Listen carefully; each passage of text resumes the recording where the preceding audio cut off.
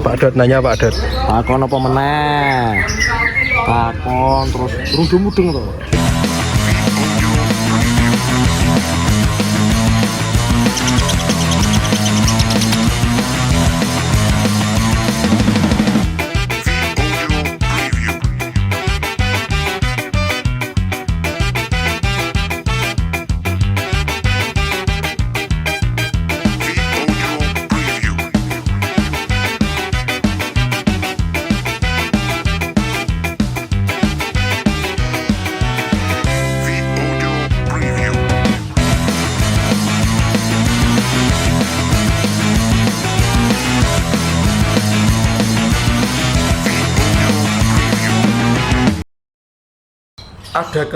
Ada keunggulan masing-masing nggak sih? Misal kalau paruh putih tuh volume atau gaya bisa keluar, atau nek paruh merah ada treatment yang lebih mudah gitu, ada nggak ya?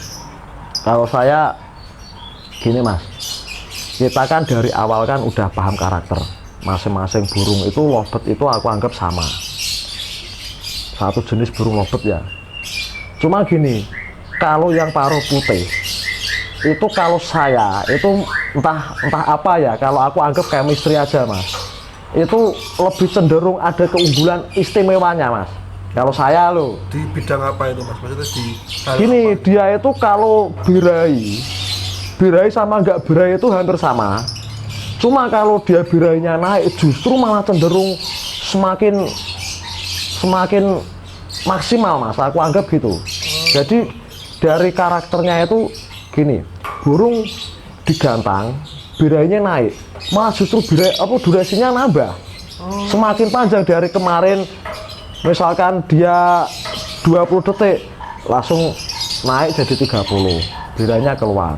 Itu kalau paruh putih, kalau saya istimewanya di situ. Ada keunggulannya di situ. Keunggulannya di situ. Terus burung itu kalau udah ketemu enaknya, ya udah terus durasinya itu sama. Maksudnya sama itu satu ketuaan awal sama kedua, ketuaan ketiga, ketuaan ke seterusnya itu keempat seterusnya sama durasinya itu yang dia keluarin. Itu kalau paruh putih selama saya pegang lovebird itu. Kalau dibanding dari paruh merah, Kalau paruh merah itu gini, kadang itu misalkan warna paju. Ini aku bukan mendefinisikan ya mas ya, bukan masa membandingkan. Paju itu kadang gini, oh ini awalan, bunyi awalan itu pendek dulu, 5, 10, bahkan 15. Terus yang tembakan berikutnya baru keluar durasinya lah. Itu kadang-kadang aku anggap itu telat panas, misalkan gitu. Setelah dia naik sesi kedua baru narik panjang-panjang gitu. Ya aku anggap burung yang agak-agak alot misalkan kayak gitu ya biasanya agak alot gitu. ada pembedanya sedikit di jenis itu, maksudnya di hal itu ya. Kalau aku gitu. Itu di konslet atau di vector juga? Ya konslet, vector, paut, gacoran hampir kayak gitu mas. Ada pembedanya. Ya aku tadi kan ngobrolnya bicaranya di tentang paut aja. Paut kayak gitu. Yang sebagai contoh kayak gitu. Di konslet pun ya sama. Kayak dulu kita punya Suwardi ya burungnya kayak gitu terus mas. Kalau tembak ya menitan terus gitu. Gitu ya? Terus yang si sangkala sampai 2 menit lebih. Ya durasinya awal ya kayak gitu, durasi sampai akhirnya kayak gitu. Ya terus sekarang yang ekor lembu ya sama. Sekali tarik panjang terus gitu. Kalau beberapa kali lihat dari RHN, dari ekor lembu, sangkala, terus Suwardi, paruh putih itu kan rata-rata punya gaya yang bagus. Kalau di paruh merah yang orbitan RHN, apa juga punya gaya bagus kayak gitu? Kalau gaya itu kok aku anggapnya itu udah memang dari burungnya mas, kita nggak bisa ngolah mas kalau gaya itu. Kalau saya pribadi loh mas. Maksudnya dari paruh merah bisa nggak sih maksudnya dibikin ada yang karakter kayak gitu? Ada mas, kayak kemarin maling, yang orbitan baru kita yang warna jusan. Yang laku di itu kan awal burung itu bunyi-bunyian ya, bunyi biasa ya, nagen biasa, cuma standar aja. Setelah kedepannya dia itu ngunci ya, keluar so mas, keluar so sampai patah leher gitu. Berarti nggak ada pembeda, Nggak ada. Terus di bidang yang ini yang baru kita proses ini, yang warna pasjo itu palamas, itu ya awalnya nagen biasa. Terus lagu kedua ketiga patah leher, so ekstrim gitu. Jadi kan aku anggap memang udah dari bakatnya burung gitu. Lah nanti larinya kemana? Lari ke patah leher atau cuma nagen biasa atau ekstrim kayak gitu kan, nanti burungnya aja yang menjawab. Kalau masalah materi durasi kan kita kan ke lapang mas. Materi dari bakat, dari bakat awal. Cuma kan untuk pematangannya kan di lapangan kita. Udah tahap berikutnya itu bukan tahap di rumah aja. Di rumah kan kita kan mencari karakter burung sama seleksi kalau di rumah itu di kandang. Berarti kalau di RHN banyak parut putih istilahnya karena kesenangannya padat lebih ke situ gitu. Iya mas, kalau aku memang chemistry-nya aku ya bukan untuk membedakan sih ya awalnya kita ya, cuma memang aku lebih sreg aja. Mungkin beda dengan yang lain, mungkin Om Gentu pun beda, mungkin sama saya juga bisa beda gitu. Nah aku sreg mas, kalau yang misalnya kayak gini, ini ya yang sering orang-orang mengatain agak susah gitu loh. Jadi kan kita kan belajarnya di situ. Kenapa tuh kok burung warna kayak gini kok disirik istilahnya, susah burungnya. Aku mah justru tertantang hal kayak gitu mas. Itu udah dari dulu mas. Kayak istilah dulu sering aku denger burung bisanya cuma buat main PAUD. Setelah lepas bulu rontok, beranjak dewasa nggak bisa main, digantang nggak bisa. Itu malah saya mencari hal kayak gitu mas. Jadi kan kita kan sambil mencari hal kayak gitu sambil belajar juga. Kenapa tuh kok burung mainnya cuma di PAUD, di dewasa nggak bisa? Itu kan kita kan harus bedah pelajaran kayak gitu mas. Dicari istilahnya lah. Itu ilmu, mencari ilmunya lewat praktek gitu loh. Kenapa? Itu kan pertanyaannya kan kenapa nggak bisa? Seharusnya kan bisa mas, wong usia kecil, usia dini udah berani nampil, mosok dewasanya nggak berani nampil kan lucu kan? Gitu. Rata-rata kesalahannya di apa itu Pak Dodi? Kalau saya kesalahannya gini, ya bukan nggak tahu salah atau enggaknya ya.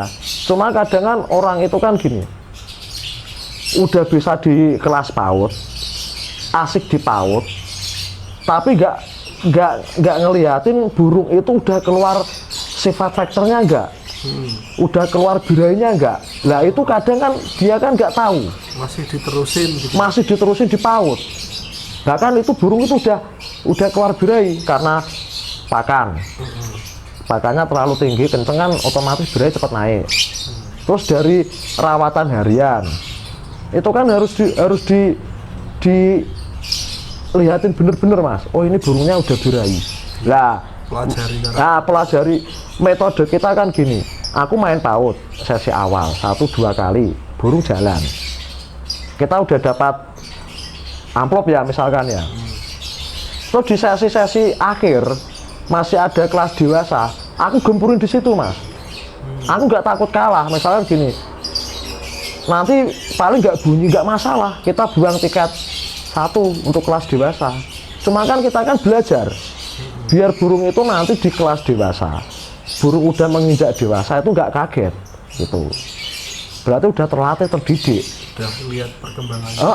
Kita kan udah punya sesi awal tadi udah naik kan, udah dapat uang lah misalkan lah, udah dapat amplop. Yang aku bicarakan hal sekecil itu dulu. Kita kondangan nggak masalah. Lah besoknya burung menginjak dewasa nggak kaget gitu. Cuma cara saya kita petal agak jauh mas gitu. Nggak langsung kita tarungin gitu enggak. Kalau main di dewasa agak dijauhin. Agak dijauhin kalau metode saya kayak gitu. kasih satu jarak, satu gantangan nggak masalah gitu. Cuma ngelatih mental aja, ngelatih mental aja. Itu kalau saya dari dulu kayak gitu mas. Berarti sebenarnya kalau mungkin lobet paut dewasanya nggak jalan, pasti ada kesalahan di rawatan gitu. Kalau saya gitu, ya burung kan otomatis kan naik di kelas PAUD usia sekitar 3 bulan, 3,5 bulan. Itu kan rentang jaraknya untuk di kelas PAUD itu kan cuma 2 bulan mas. 2 bulan main PAUD terus sampai usia 5 bulan bahkan 6 bulan kan. Itu di kelas PAUD terus.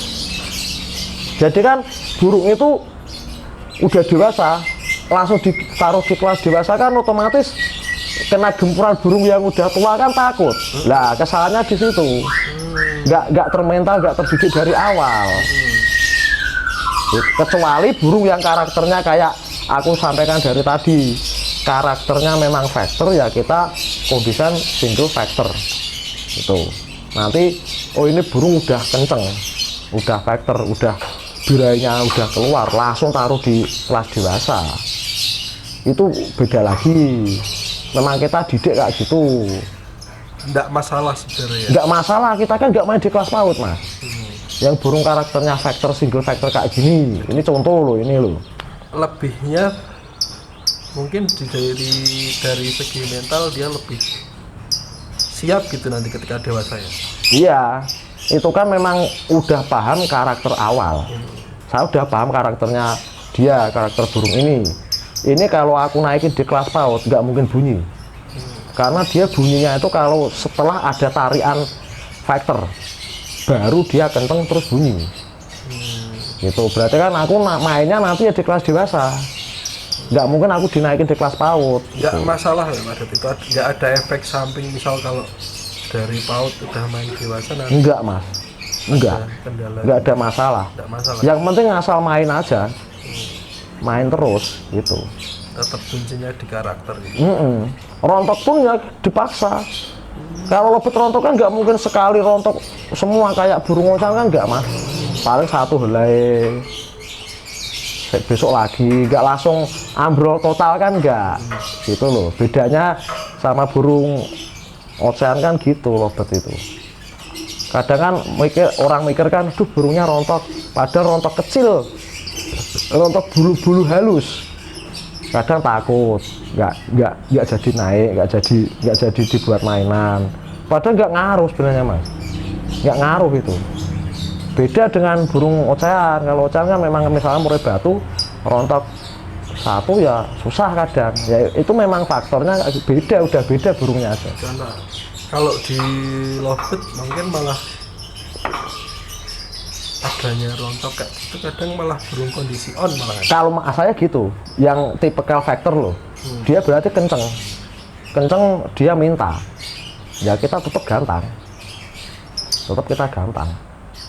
kita gempurin, terus nggak apa-apa. Gitu.